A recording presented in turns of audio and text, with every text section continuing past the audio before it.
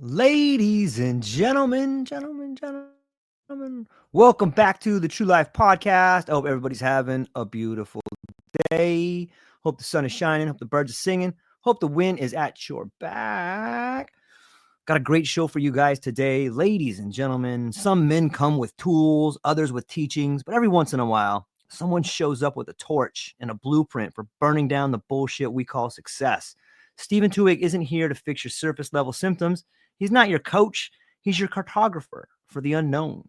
The man maps the subterranean landscapes of the soul, the hidden patterns, the ancestral echoes, the buried beliefs you didn't even know were running your life like a ghost in the machine.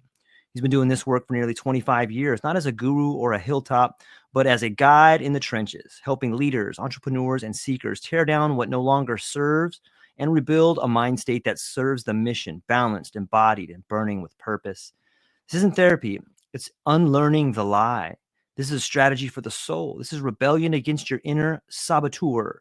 So if you're ready to stop performing life and start living aligned, then buckle up because we got Steven Twohig here with us today. Steven, how are you, my friend? I'm doing great, man. I've been excited to be on here. Yeah, man. I'm excited you're Just so, here, just so I can get your introduction and see the picture and see where this is going to go. If nothing else, the amount of pure genius that comes in through this is I'm honored. Man, thank you. I see it, man. I see it as a collaboration. Anybody that comes on here, like I want to shine a light on the beauty that I see in them and figure it out. And that comes with that's the introduction is how I see you. The end result of the image afterwards is a collaboration of the artwork and the mind state and the feelings and the audience that participates, man. So thank you for noticing that. I love it, man. I think it's the conversation is in an art form and we're all helping each other through this, man. So thank you for that. Excited to be here, man. I know you're kind of limited on time a little bit, but we're going to power through this thing. I got a bunch of questions already stacking up, but is there anything else I left out of that introduction that you want to throw in there before we just? Again, that was a badass introduction. I'm a TV tuner at best. That's what I like to say. At best, I'm a technician at best, but I've learned to work in my technician is more in the mind now than I spent some while in tech support working for Gateway Computers in the advanced tech support department. So I've taken the structure of all that and I kept building off of it, and here's where we are so far. So it keeps changing. Talk to me tomorrow. I might have a completely different viewpoint of what's going on down there. It's interesting that you bring up a background in like systems management and system theory, because so much of the world we live in today, and you could argue that a lot of the psychology leading up to today, or at least in the 20th century, has been sort of the organism as a mechanism. You know what I mean by that? Like we have all our metaphors and mechanistic talk, and we seem to build systems of education that are more like a mechanism than an organism, man. And that seems to really be a cross track in the work you're doing. What do you think about that intersection of mechanism and organism in education today? Or that's learning? A great way of putting it. The intersection between mechanism and organism, as the mind tries to make meaning out of the structure that it makes meaning out of, and at the same time is operating as an organism. Boy, that says a lot right there. Like, right? Like how where we get confused, because we're an emergence, right? The mind is an emergence. It seems to be it's the result of the universe becoming awake of itself, but it's an emergence, and I'm stuck inside the bubble of the 50 to 60 bits of awareness that I get to sit on. But it was a lot to get here. It took a lot to get here. So great question. I've never been asked that before. That's just a great question. The emergence between machinery and it's really the connection between machinery and emergence. Yeah. I love it. And it seems like, at least in my life and so many people that I've spoken to, it's this exact intersection that you brought up and that you're talking about that seems to be, man, the weight of the world on the shoulders of the people. Like we're trained to see ourselves as this mechanism. And I think that's why we see education breaking down today. And it's why so many people fit into this thing called the DSM. Like, you're not a mechanism, you're an organism. Of course, none of this makes sense. Of course, we're living in these, the detritus of an education system, or the detritus of a system that worked as a mechanism for so long, but now we're emerging as this new form. Do you see that in some of the people you're talking to, or does that make sense at all? That's interesting. So I think the whole disconnect comes from Right now, if you're just like sit in the story called Monty, right? Right. And you're just like your first person perspective has always been through the eyes of George. You know what I mean? You've Yeah. never been through the eyes. You're floating down the river of the story called You in the boat called Now, and you've always my body always seems to be in the boat called Now, but my mind, it's back there, over there. It's got more room to move, and I think it's interesting to note that more can happen in my mind than can ever happen in the physical world. So it's wider, it's bigger, it's more open. But somehow we suggest that when we look at first person awareness, first awareness, second awareness, somehow we've been programmed, because we're in the first person, we've been programmed to be externally focused. So I Yeah. call that from without. I have this signal inside of me that says something, and then I validate said signal externally, which moves me forward, which creates kind of creates the movement of the organism into reality, and we start to then build. But the problem is I'm building it on, I've only been from here, and so it's like I like to say that I am the universe's feature presentation. Like, you are the universe's feature presentation, and you're not that big a deal. Yeah. Like, you're just not that big a deal. So it's a both and. It's I am the first person perspective, but so are you, and so is he, and so is she, and so is every person you're all driving in your car, no matter where you're at. Your first person perspective. Notice you've always been in the river of the story called You, or the river called You and the boat called Now, and you've always been there. You've never been in my boat. So then when I interact with you, I can only interact with you through the river that I've been on. Now, when we talk about the river, everybody in your mind, just right now, just say hello. And there they are, right? And they never shut up. And there's the Yeah. boat, there's just the words in the river. Then I have the boat itself, which is, I call that the subconscious, all the presuppositions. It's the shell, it's this construct, this big, massive picture that I've been chasing for the past Yeah. 25 years. And then there's the water. Most people call that unconscious, but that's really deep conscious. It's all everything and it's all first person perspective.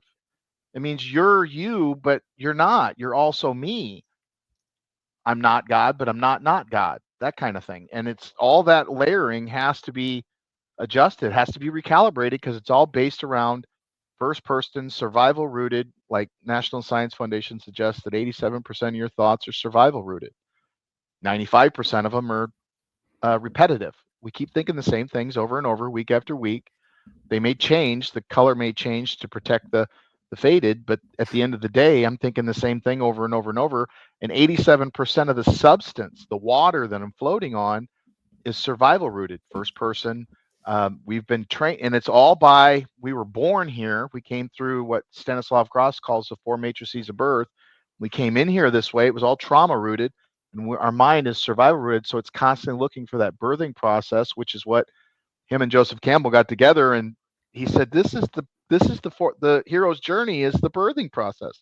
So the mind remembers, and it automates all meaning. So it just keeps creating this story over and over and over, projecting onto it all the hero's journey. And that could happen in a conversation. It could happen in your career. It could happen in your financial statements. It could happen, but it's happening. It's not a matter of if, it's a matter of how am I meaning?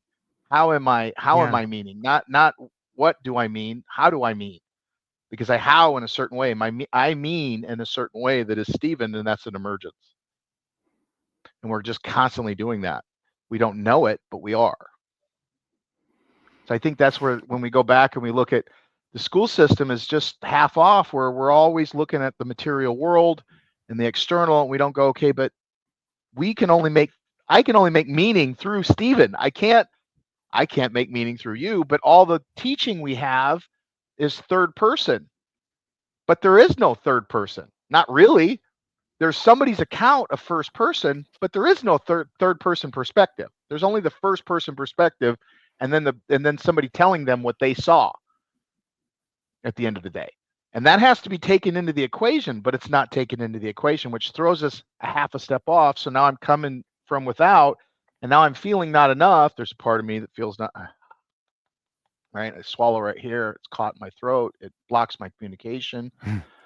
I take a breath. I go, it's okay, Steven, you're doing just fine. And then I can step far through it, Right. right? And I can step through that. I have to survive. I'm not a good communicator. That's not true. I hopefully have transmitted something to a few people that have been listening just now, but in my mind, you're not going to get any of this. It's all crazy because that's my shadow, like we talked about earlier coming in, right? So it's like it's always happening. That was a lot. Was that too much? No, it's awesome. No, I get it.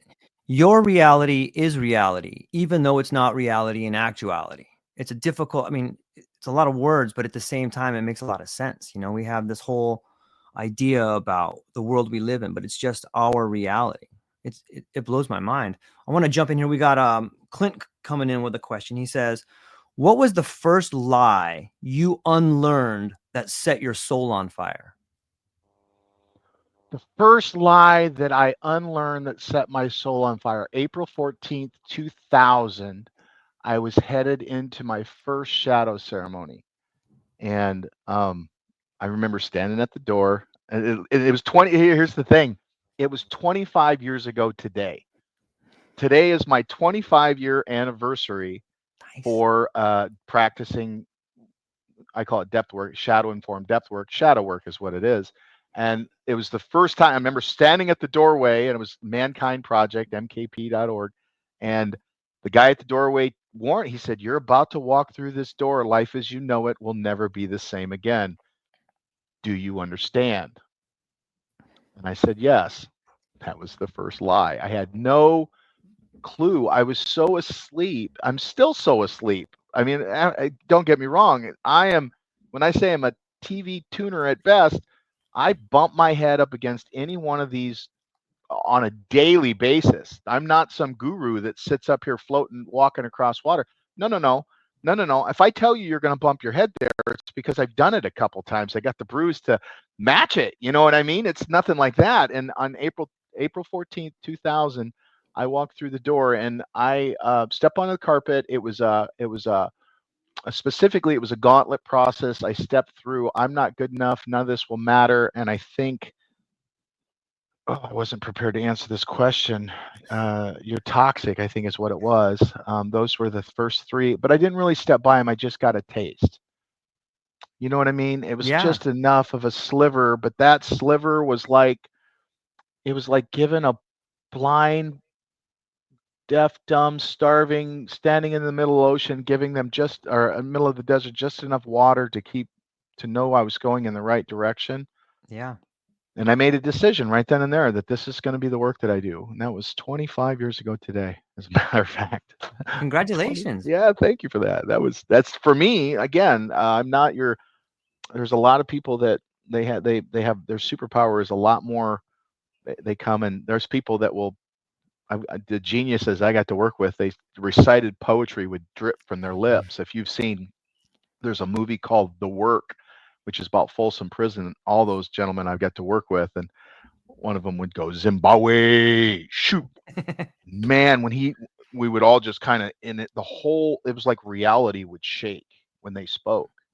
And I just surrounded myself with that, and then I needed more time in the box. So I went to go work for Tony Robbins for 10 years, and he interviewed me, or he hired me to interview over 10,000 businesses, like every possible, built his business mastery division, like taught them all how to do it was small town Iowa boy, should have never had the opportunity that I had, but I knew that this is what I wanted to do. And I just kept walking.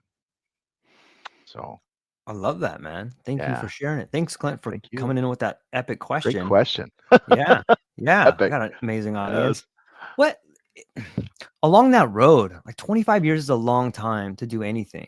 And you always bump up, at least in my experience, and a lot of people that I've spoken to, there's always a reason to quit. There's always a reason to hear that voice, I'm not good enough, or I'm not strong enough, or this isn't me, or it's too hard, like when those voices start knocking at your door, and maybe some of the people that you've spoken with, what are some ways in which, when you really feel the depths of despair, when people around you are dying, like what are some things people can do like that are actionable that they can do right now for free that would help them sort of take the next step and just keep moving down the path? Well, I'm going to tell you the truth. Okay. So, Thank you. yeah, I was working for Tony, and 10 years with the man, and we're talking 16, maybe 1,500 hours of direct study, like a considerable length of time underneath him, and it got to the point to where I had outstripped the position. Like I knew what I was going to be doing every day, every moment. Like when somebody would call in, I knew it just, to me, it was like I was like in college getting ready to graduate from my master's level university, but I was still wearing the pants that I graduated high school in. Just Yeah. didn't fit anymore. You know what I mean? And so I left and I started my business. Now, understand that I went and drank ayahuasca. They tell you not to do any major changes with 6 months.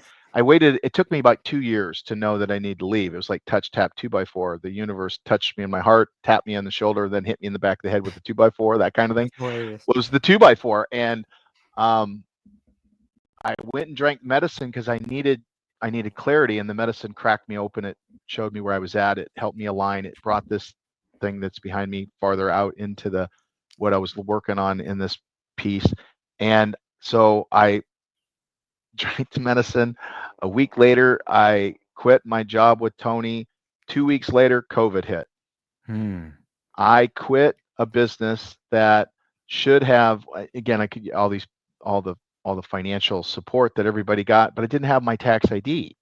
So I couldn't get any support as being an employee from the federal government, and I couldn't get any support being a small business owner from the government. I was at the very bottom of the very bottom in an industry that had been decimated because I was going to do, I do live events, I do workshops. I want to integrate this stuff. I don't want to just talk about it. That's why I give so much away, because knowing it doesn't mean there's a difference between knowing Right. and knowing, right? And Right. I want the knowing, and so I that's what I dig is the live immersions. And I was going to do these live immersions, and COVID hits. Florida gets shut down, like shut down. No, I can't go to the medicine, can't go to the. Oh, it was just terrible, and it was just this moment of utter. You have absolutely every. Again, we talked about this when we came on, that threshold moments. Like, the universe said, "Do you really mean it?" Every single. You can guarantee if you're sitting in that hole, I want you to know that keep moving forward. That is your cue that says, do you really mean it? And we will have to be anything worthy. Anything worth doing is worth sucking at. And the universe if the universe isn't testing you, you're going the wrong way. If it's easy, you're not trying hard enough. You're not thinking big enough. You're not pushing far enough. Because my mind, growth is always uncomfortable, rarely convenient. And whenever we push against that door pushes back by design. It's meant to do that. It's a hook. We all see them in our daily lives where we just get caught on things. Yeah. That's there by design to go, are you sure? Okay, give us some hooks. And if I get hooked, then the universe goes here and no farther.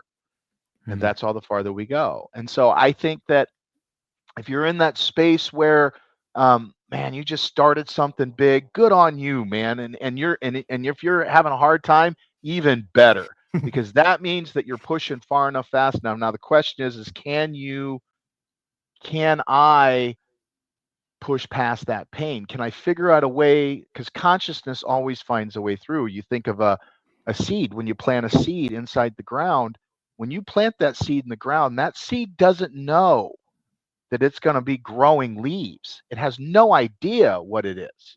It just has the urge to open and go. Now think about that seed. When that seed cracks open, it's got enough energy to push in the dirt. It's pitch black. There is no sun. It can only push for so far. Now what it's doing is it's spending that energy to get above ground, but it doesn't know that. Not the part of it that's it. Like, you don't know that, but something tells me to keep moving forward. You have to trust. I have to learn to trust the vision, which is inside of me, which is bigger than my sight, which is external, which is without. It's calcified meaning. It's everything out here is calcified possibility. It's stopped. Everything in here is still fluid and still possible. This is not possibility. This is what is. And if we base where we're going, which is the way we've been programmed, on what is, then we never get to what can be, and we're just riding on what is. We're not, most people don't design the ideal. Most people just manage circumstances, which is the calcified, let's call it retarded meaning, retarded possibility, because it's stuck right here, which is no problem, but somehow we've been misprogrammed to think somehow the what is more important than what can be, and that's just not true. There's genius in there that we have to tap into. It's the whole reason this stuff out here is here. Yeah, that's really well said. You know, I'm so enamored by language, and sometimes I've seen a big shift in my life, and I think what we just talked about and what you just said, it reminds me of the sort of like the fallacy of misplaced concreteness, where if you say I'm going to make this thing happen, like you don't really make anything happen. Things grow. And for me, that was a big shift in my life. And if I can share it with people, just change the idea that you made something into that you grew something. And I love the metaphor of the seed. Just look out in your garden and look at the way in which nature grows. Nature doesn't make anything. Nature grows things. And if you could start seeing your life as an ecosystem like that, if you could start seeing whether it's a business, a relationship, a friendship, whatever it is in your life, you didn't make it, you grew it. And if you can just make that simple shift in language, for me, it releases so much tension, because I realize I don't know how I'm going to grow. And if you're willing to accept that, I know what I want to grow. I know what I think I know what I want to be. I think I know this, but you don't make it, grow it. And it just allows you, just that simple shift in language will allow you to maybe get through some of those hooks. What's your thoughts on that? Is that too far out there? Or what do you think? No, I think that's it. That's the very substance. The problem becomes let me build on it a little bit, from growth to cultivation. Okay. Love it. We've been cultivating, you've been cultivating the river of the story called you longer than you've been you. 13.5 billion years of survival rooted programming. It took all of that for me to poke my head up out of the water and say, my name's Steven, and I'm a real boy. You know what I mean? And it took 13.5 billion years. And most of that, we were food. And so all of that is locked in our DNA, and we are still operating. 87% of it seems like at any given time is based around this survival rooted meaning. And we need to start to explore the knowing. And we find out that it's all growing. It's not the law of attraction, it's the law of cultivation. And it's not a matter of if you're doing this. One of the shadow, that's why I call it shadow informed death work, because shadow is the place where we can see it. Imagine if everybody on the planet takes a flashlight and they shine it into one spot, you have this giant glow. If one person takes that flashlight and they move it over, you can see that one flashlight, okay? Well, my shadow is a place where you can see me move. There is part of me, like the sun is coming up tomorrow, that believes I'm going to be rejected. Like I've got this giant, and it comes from, I did some work around it. I believe it comes from when my grandma was a little girl. She was dirt poor, like swept the dirt in the hole in the floor. And 7 kids all slept in one bed. And the story is that they're probably going to hear this now. The story is that the boys used to pee the bed. Now, I don't know. I'm not arguing with any of them. I don't know. They're too old for that. They're my elders. Talk to grandma, you know what I mean? And she's passed. So she says that they used to pee the bed. And well, think about this.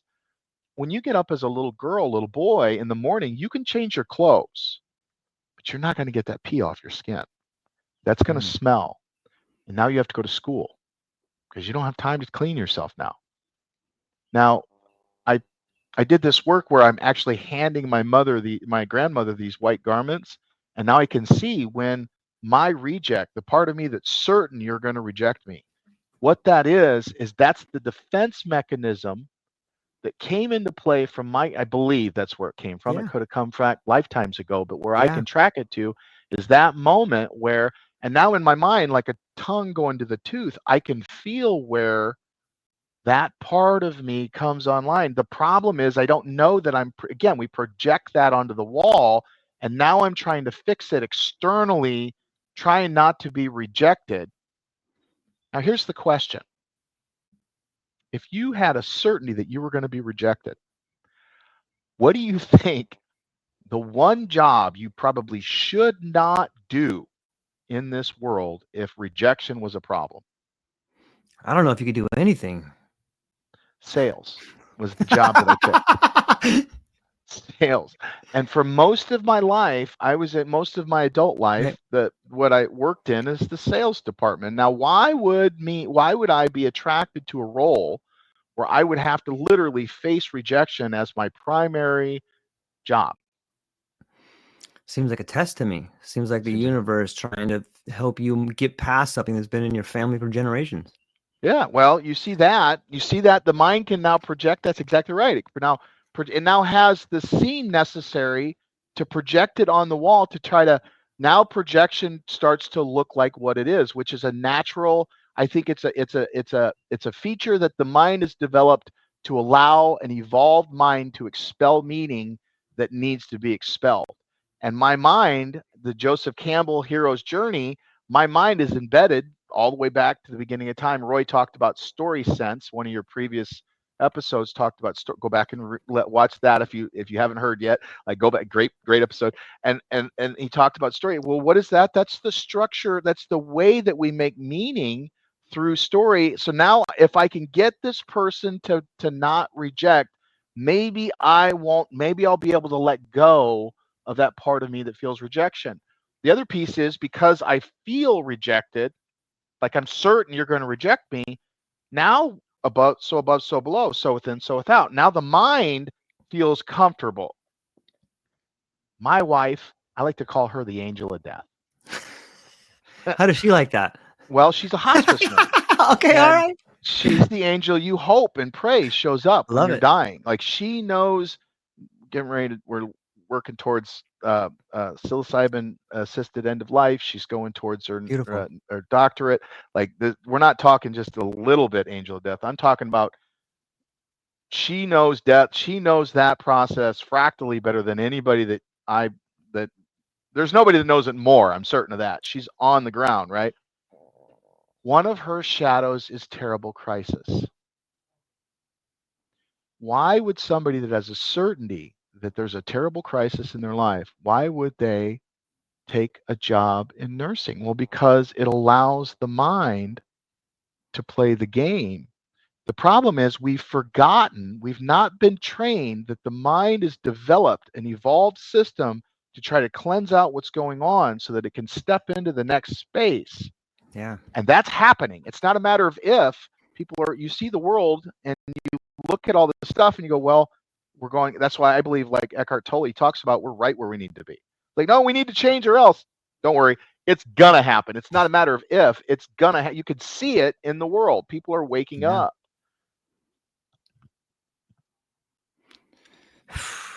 It speaks volumes, and we've talked about sort of, and I know in people that are around ayahuasca know the concept of purging for your family. It's a lot what we were talking about, how all of these things, these traumas that may have happened to your family members, maybe your mom, maybe your dad, maybe your great grandma, but like, you carry that trauma inside you. And what's really amazing to me is that when just this moment when you were talking about your wife and the things that she has kind of been through, and here she is sitting with people that are sort of taking their last breath. Like, I think that these traumatic things that happen to us are, in fact, not only the greatest catalyst for growth, but can be the greatest gift that comes your way. Because who knows more about something than someone who has had the lived experience of going through it? Like, no school, no PhD, no teacher, no one. There's not a professional in the world whose feet you can sit at that knows more than someone who's had the experience of it. And I feel like that's part of what this awakening is. It's all these people, like, all of us are broken, but it's this brokenness that is your gift. It is I think it's Rumi who says, the wound is where the light comes in. And I'm hopeful to see this, Steve. I want to get your opinion. This awakening that seems to be happening. I know you're around it. I'm around it. So many of us are. It's like awakening to trauma as a gift. And like, is that too far to go? Like, I feel like that's what's kind of emerging, is people understanding their superpower are the horrible things that happen to them. Man, what are your thoughts on that? First off, I believe suffering is sacred. Let's start there. Let's absolutely, suffering is sacred. Anytime, we have to define that. We have to understand it. We have to really dig into that. But then there's also the letting go of it. Like, it's not about, I always like to say, shadow work for the sake of shadow work is paramount to masturbation. You're just going down there and you're getting the release, but you're not, like, people go to the medicine to try to get the release. It's like, no amount of medicine can cure you of your story. Like, that's not how the medicine works, but they just, they pop, pop, pop, pop, pop. They look like popcorn, pop, pop, pop, pop. Like, you're going to have to at some point learn how to integrate that into the 3D world. Those pain points keep getting bigger and bigger. If everything is, second rule of shadow work, there are no accidents in shadow work. Everything happens for a reason and it serves. And the more I can buy into that, so I made it a rule, the more I can live my rules. So it's like, well, why would things get worse? Well, we look at the threshold of control. Our threshold of control, or the threshold of speed of change, is sped up. So what happened in 1,000 years is now happening about every 100. What happens about every 100 years is about the amount of novelty, the amount of happenings that are happening. Like, more stuff happens in a year. Now one could say, well, that's because we have more communication. Still doesn't change that in the structure that is me, I have more things, more input, more sensory perception, more movement happening out here that is dangerous, that is new than ever before. Well, if that's the case and everything happens for a reason, what is that for? Well, I think that we are learning to shift our perspective from first person external to first person internal, so that we can get that subjective experience. I don't know that, like, again, there is no third person perspective. So depth work is a subjective practice. So I'm instantly going to agree with you that you're going to have to live through it. The only way out is through, and the only way through is in. Like, that's just the way it is. And we can make all the flat planed material wins we want, but at the end of the day, I'm working for Tony. I'm making way more money than an Iowa boy should ever make. Like, I didn't know, like, that kind of thing. And I was miserable, and I was more miserable than I'd ever been. I was touching more people than I could have ever thought I could touch. I was traveling around the world, speaking in front of countless people. And I thought for sure at any moment I was going to be you're going to be a bum. Then one of my core shadows. And it was because I kept going. I thought that I could outrun the I'm not enough. And it wasn't until I turned and faced it to see that that's not really, it's not real. Until I learned how to do that, structurally speaking, in the story called All of Us. We all have this hero's journey that we are being called. We are being, again, touch, tap, 2x4'd, right, to manage. And if we don't take that journey, the universe will, I believe, find a way. It may not happen here. You find a way to solve it here, it's going to happen over there. It does. You find a way to maintain it over there, it's going to happen over here. And it will just, again, consciousness finds a way through. And so the evolution is happening. I don't believe that we're broken, though. That would be the only thing that I would adjust. Not broken, uncalibrated would be the word. Raw, uncalibrated, like being born isn't living. It's just the invitation. We've been invited, and I think we're just now learning what that means. And through that, the way in is the wound. Because I can see where I lie to myself and I tell myself, George is going to eat me. He's not going to accept me. He's not going to love me. And I can absolutely see that's not the case, man. You got caring eyes. You're an amazing soul. But here I am in a structure that's called me. There's a part of me that's absolutely certain he's going to be rejected. And beginning of time, one of the oldest stories of creation, God toiled. I think it was like 1,000 years, and wanted to create something that could paint everything between heaven and earth. And in a moment, doubt entered her heart. And in that moment, in the womb of creation, twins were born. This is the oldest story of creation we know. And in light and dark. And God seeing this, she said, whosoever is the first out of the womb shall rule everything between heaven and earth. Darkness, hearing this, attacked his sister and was first out of the womb, because that's a male violence, like that's a male thing, always, right? And God, hearing this, said, darkness shall rule for the first 6,000, 8,000 years, and light shall rule forevermore. And the metaphor of that, what is myth? Myth is a lie that's meant to tell a story that's the truth. And what that teaches us is, anytime we create anything, if there's anything worthy of sacrifice, then there has to be doubt.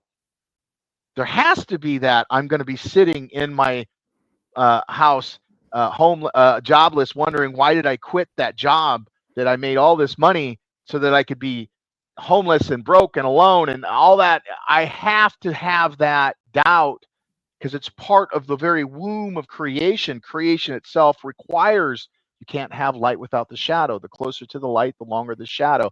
You can't get one without the other. You can only integrate the other. And through that integration, I learn how I am the primary creative force in my reality. Not a matter of if, but how I create my reality. And in that, we step into what I call living consciously, which is a different, it's not so much focused on dealing with the wound. Now it's focused on, well, what do you want to create with your life? Where are you going? Because if we can create shadow, and you can have this in what I think is amazing is, we talked about these moments where, before we got on, folks, I don't know if he recorded it. Before we got on, he talked about how he had some difficulties getting on, and you projected on that. What did you project? Well, you project the same story that you always project when you find the DMN, the default mode network, projected on it what it thought could go wrong. And then you went, no. And that goes all the way down and in. And there it is right there. There's the programming that you've been programmed to survive. Stop moving. It's wrong. What do you want? Well, if you can trip up getting through this into stress, if you can have this threshold feedback, if you could create that, the question is how big are you really?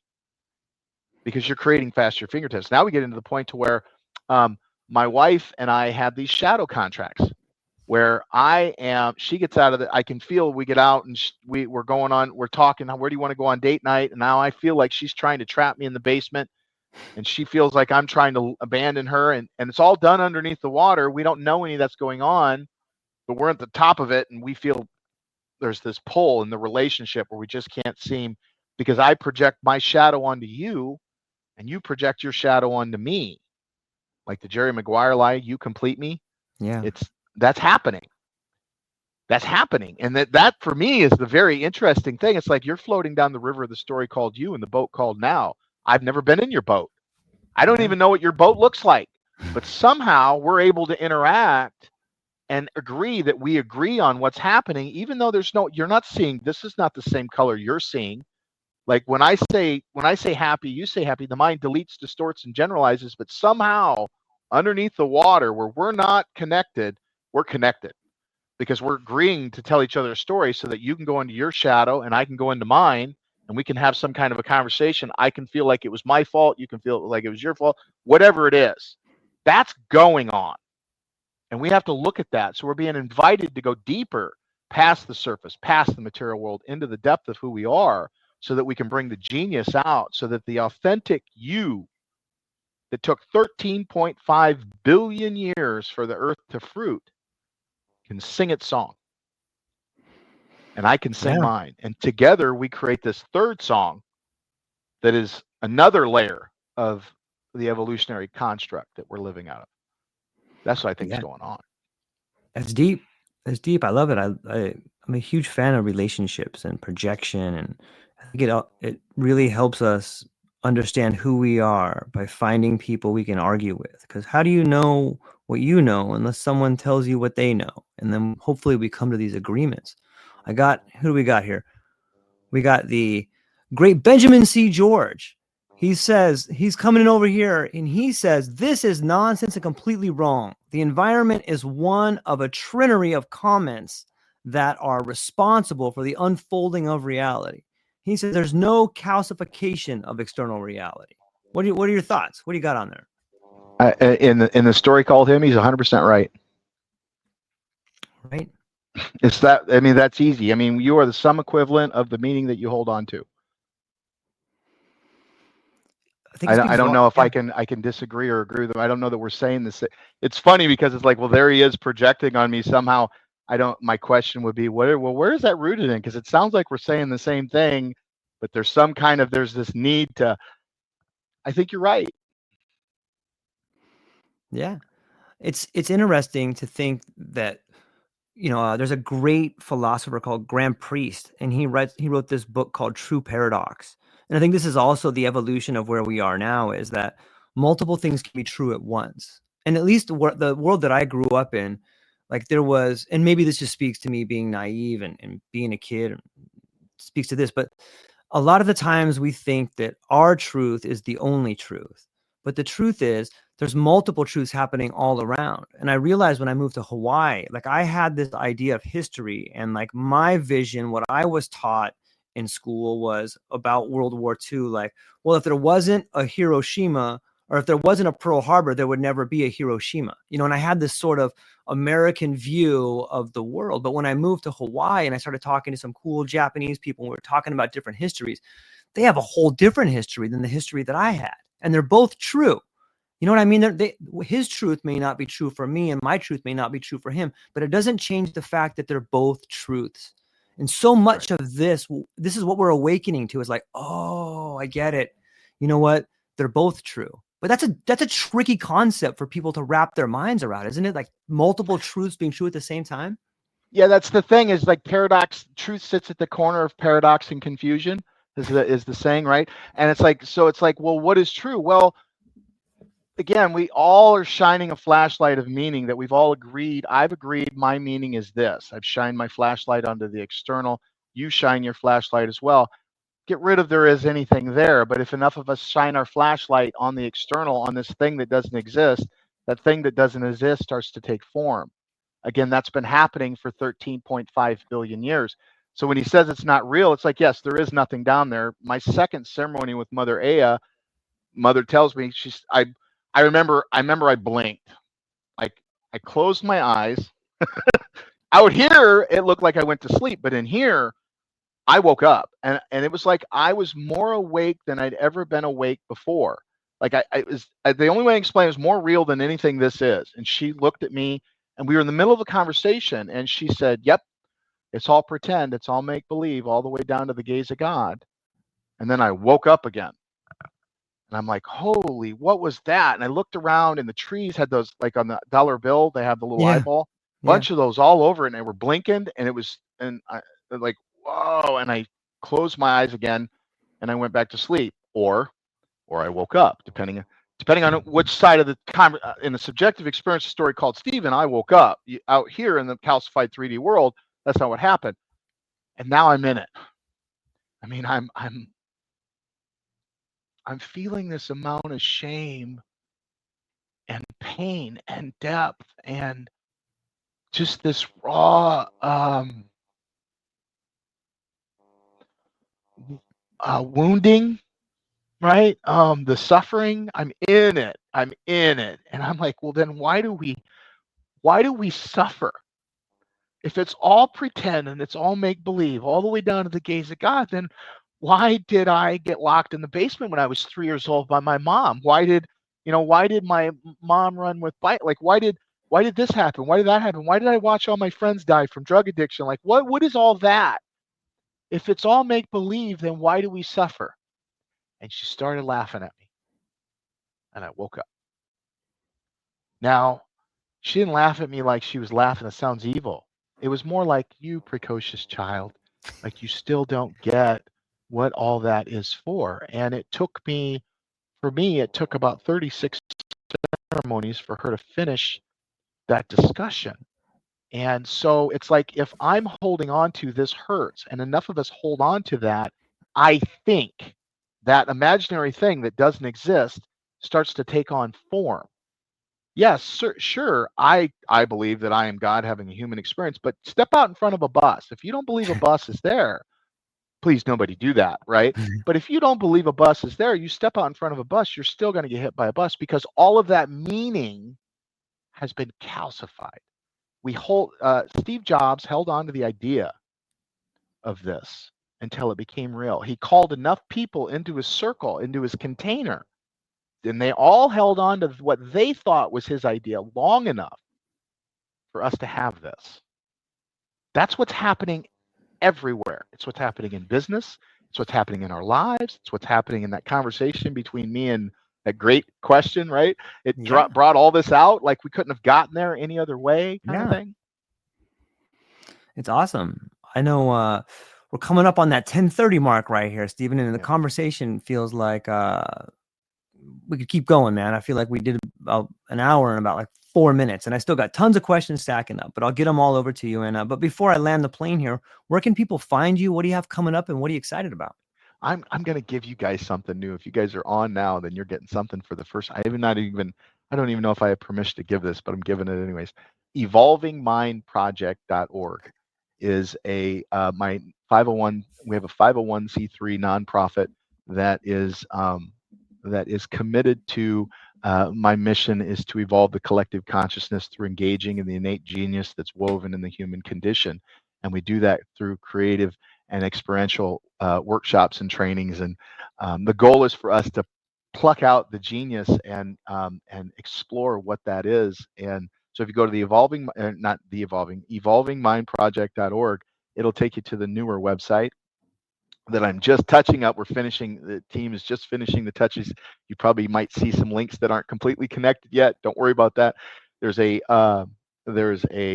community in there now that you can be part of and help me support the growth. This what was the gentleman's name that asked Benjamin C. George. Benjamin would be an amazing. I'd love to have him in there to teach and show us his genius and share his genius inside that community so that we can all grow together. And it's just time. There's a collective push necessary to get past that.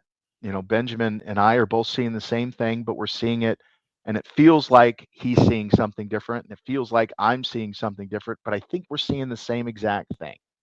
But there's been this Tower of Babel, which is, I think, what we're sitting in, that causes us to feel like somehow there's an inversion, and it's time to get past that. It's time to evolve, because I think it's kind of like we've been driving a car. It's like we've been pulling out of the driveway, so we're looking out of the rearview mirror. It's like driving your car by looking through the rearview mirror, but we're not in the driveway anymore. We're going down the interstate at 70 to 80 miles an hour. We can't continue.